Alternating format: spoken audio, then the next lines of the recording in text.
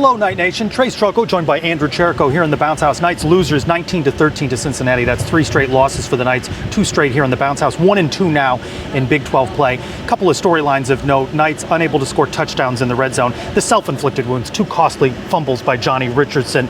Penalties, 10 for 75 yards, a lack of discipline by this team. But the top storyline, a change in quarterback away from KJ Jefferson. I mean, yeah, it was assumed all week that KJ Jefferson would be the starting quarterback going in. And then 15 minutes before game time, it was announced that true freshman, 17-year-old quarterback E.J. Colson will be starting for the Knights.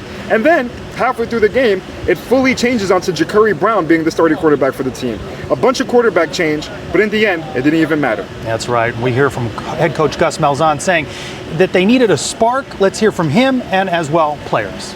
Quarterback-wise, we just felt like we needed change. We needed a spark.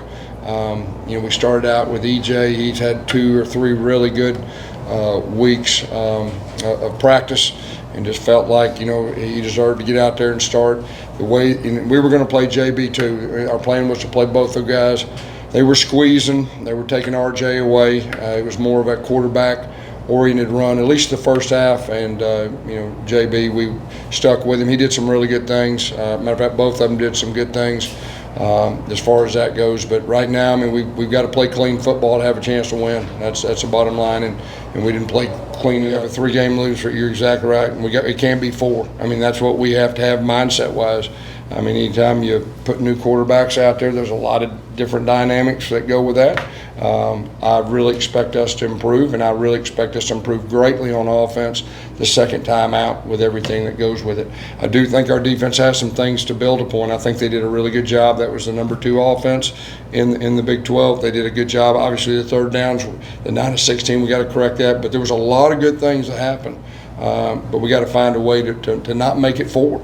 And then get to going playing good football. Last year, it was 5, and then we won, and then we started playing good football. We got to do it this week. I'm a winner, bro. Like, if you check from high school, I'm a winner. You feel me? So it hurt me more than it probably hurt a lot of people on the team. So, my mindset on Tuesday is to come out and kill the defense. So that's just my mindset week in and week out. Go in there, kill them on Tuesday. If I got to rep against the defense, the ones, I'm trying to kill them. You feel me? So.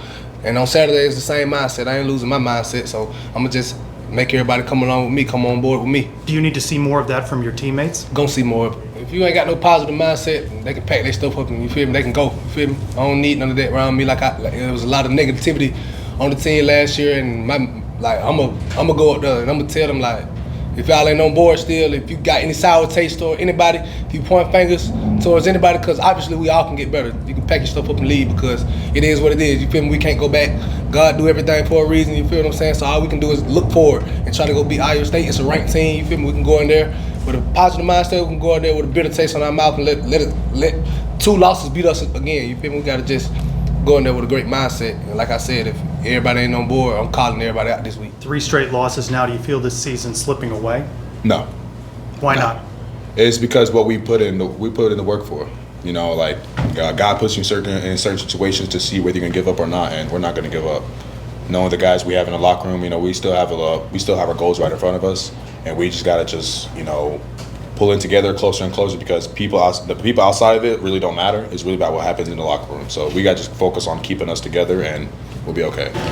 That's the story from UCF, and while Knights fans may be a bit surprised by the change in quarterback, Cincinnati didn't seem to be too fazed by it. Yeah, I had the opportunity to speak with head coach Satterfield, and he mentions it was a weird adjustment, but both quarterbacks have similar play styles to KJ Jefferson, dual threat run. But in reality, all the Bearcats needed to do was stop the run, and they did exactly that. Let's hear from Coach Satterfield.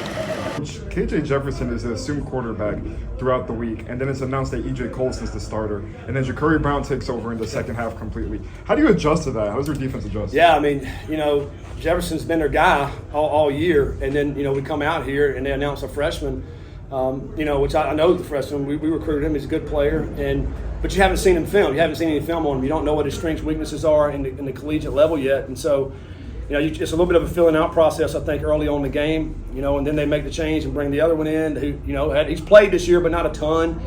So you just kind of really adjusting on the fly. Makes it a little bit more difficult, and I think even more great job by our defense, I think, to be able to do that. Now, having said all that, you know they're going to try to run the football, and so our main focus coming into this game was to stop the run, and I think that was the most critical thing for us to do. You guys also had 4 sacks on the day. Talk about how you were able to rush the quarterbacks.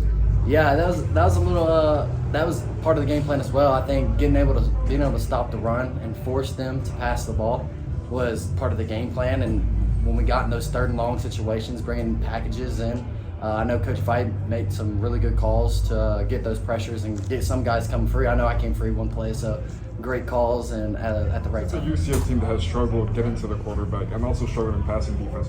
What was your game plan going in, and how did you plan to attack? They played a really good game. Obviously, they brought some stuff that we hadn't seen on film before.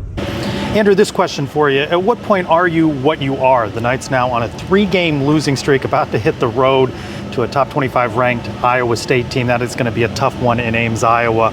Did you see some spark from Ja'Cory Brown? Is this a different team now with him at the helm? I would say this team doesn't know what they are. They're a rushing team who can't rush the ball, and they're a blitzing team who can't get to the quarterback.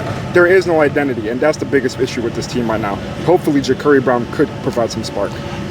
Best performance, though, by the defense so far this season. I mean, they were on the field 33 minutes for Cincinnati on their offense, but they couldn't seem to get off the field on 3rd down, critical 3rd downs, and some penalties along the way didn't help matters. Yeah, it was a better performance for the Knights defense, but still not what you want to see. Coach Malzahn speaks about discipline. And if they couldn't complete that, then they weren't able to win this game. And honestly, the Knights needed one more stop, and they couldn't do it. 3 straight losses in what is arguably a front-loaded, easier part of the schedule, more challenging in the second half of the season. 1-2 now in Big 12 play. It does start to feel like some of the goals for the season are slipping away. Players say that the season hasn't slipped away, but I don't know that you could convince many Knight fans of that right now. Yeah, many Knight fans had this team at 9-3, 8-4. You spend a bunch of money on KJ Jefferson. You have RG Harvey returning. You have Kobe Hudson returning. This is supposed to be a conference championship team, but that's not what we're getting. No, definitely not. For Andrew Cherico, I'm Trylko. Go Knights! Charge on.